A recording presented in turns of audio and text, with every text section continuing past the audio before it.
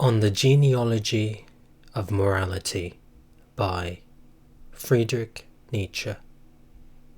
Second Essay 10.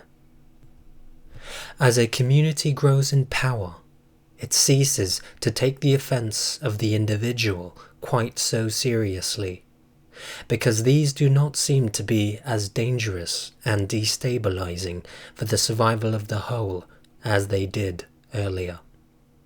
The wrongdoer is no longer deprived of peace and cast out, nor can the general public vent their anger on him with the same lack of constraint. Instead, the wrongdoer is carefully shielded by the community from this anger, especially from that of the immediate injured party, and given protection.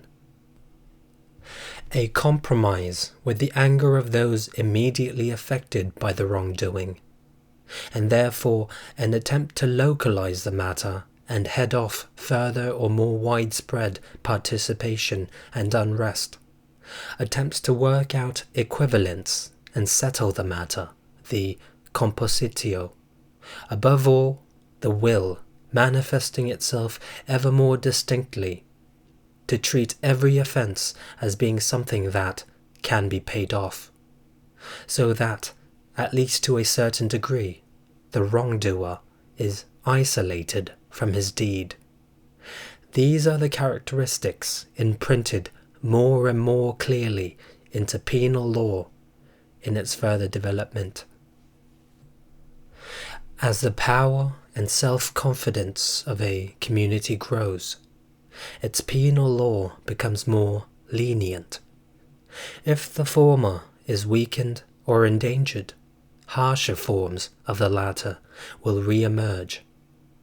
The creditor always becomes more humane as his wealth increases. Finally, the amount of his wealth determines how much injury he can sustain without suffering from it. It is not impossible to imagine a society so conscious of its power that it could allow itself the noblest luxury available to it, that of letting its malefactors go unpunished. "What do I care about parasites?" it could say. "Let them live and flourish. I am strong enough for all that."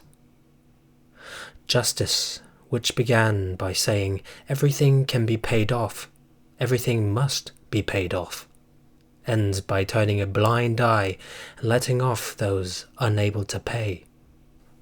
It ends, like every good thing on earth, by sublimating itself.